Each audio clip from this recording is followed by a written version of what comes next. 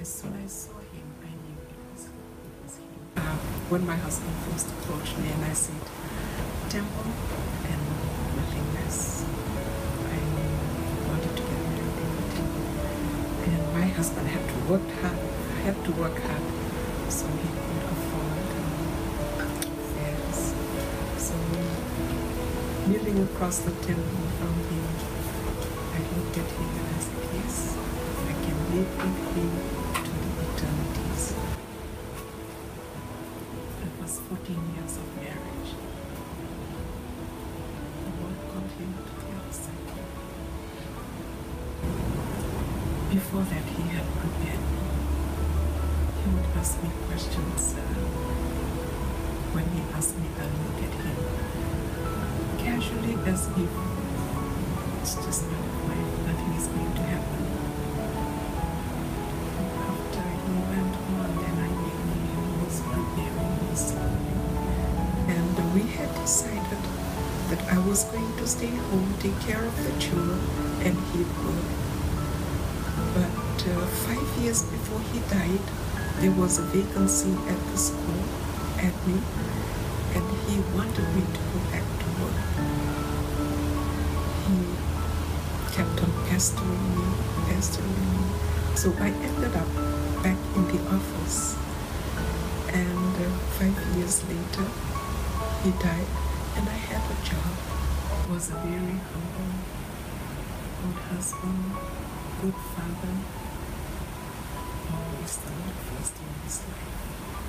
And I was very important in his life and the children.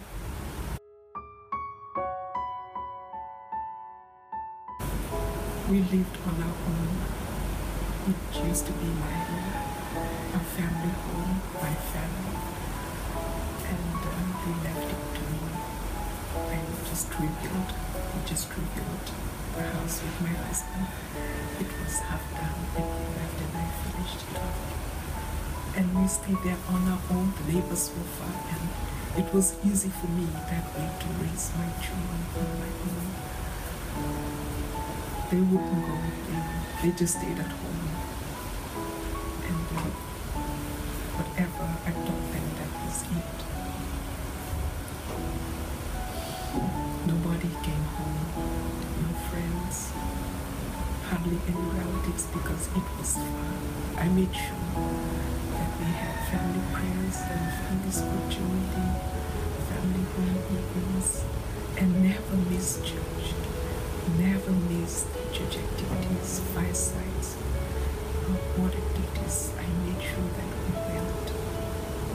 Even if we came home late at night, we would always go as a family. We didn't have a car. We'd catch a bus, hire because there were 6 of the children as they were growing up. We would hire a van to come back home at that night. But I tried my best.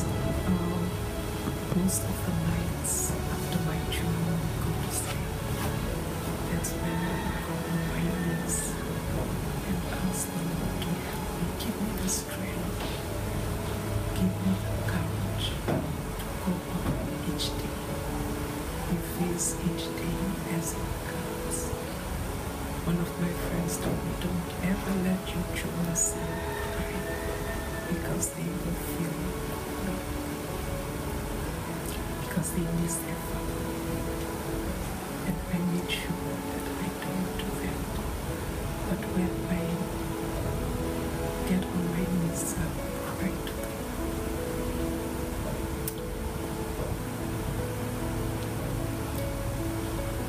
And I know He lifts my burdens. As my children were growing up, I had 4 sons and 2 daughters. I knew they were missing father figure at home. And was crying to the Lord, I need a father figure for this children. I can't do it.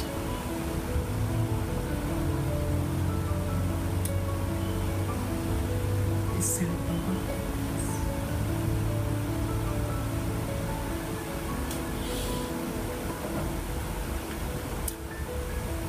this couple,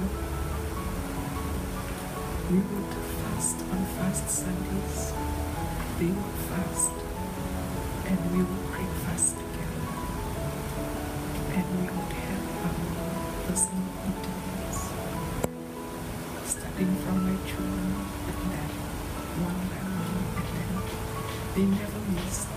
I think it was only once or twice out of 15 years. Yesterday, one of the things I remember was it was my last year in high school, and we didn't have electricity. We had those kerosene lamps. But she would wake up at 4 o'clock and wake me up, and a lot of times, I gave excuses to say, I'm just tired.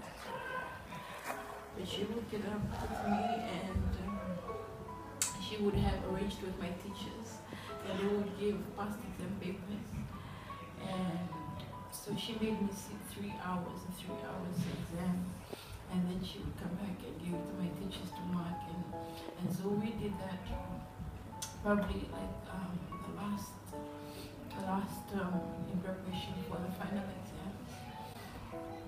And at the time I thought she was just, I don't know if she was thinking straight to do that to me, at 4 o'clock in the morning, and we lived in a place where it was so cold. I remember she would get us up at those times and make us read the scriptures. For me, it was how it was important for her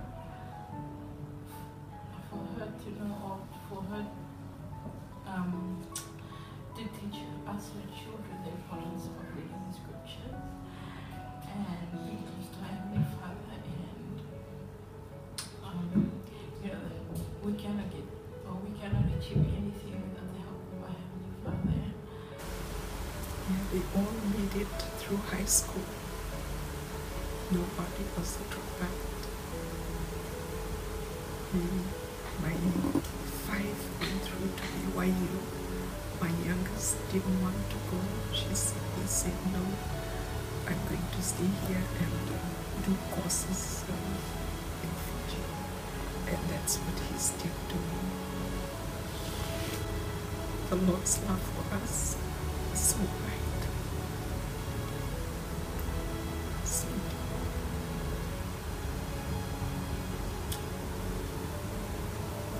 I'm always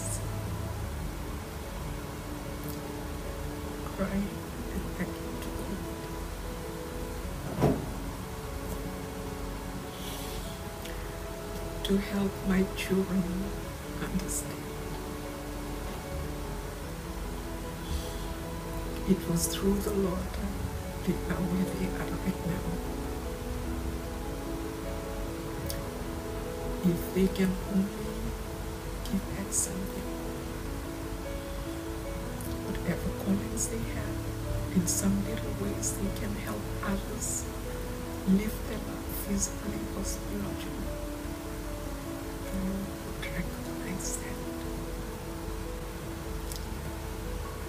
I've come to a stage now that I know that my children should be able to take care of their own. I know it's my time to give something back to the Lord. I myself, as a mother, for all the things He has done to my children and me. I'm here in campus. In whatever little way I can testify to it, that this is the Lord's church.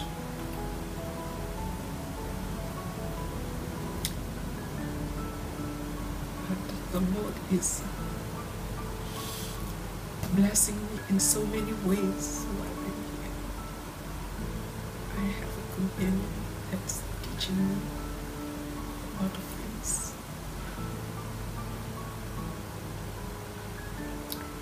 That I'm going to take back with me, improve my life, physically and spiritually. Now that she's been able to go on a mission, that's been one of her dreams in the last few years, that she was coming to retiring, she's always talking about going on her mission, and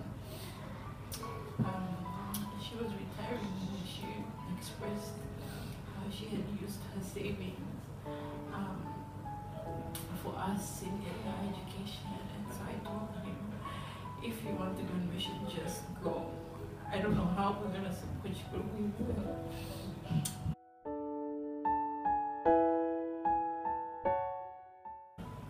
I'll always be grateful to my mom, and especially being able to bring up us, the 6 children, with the oldest, with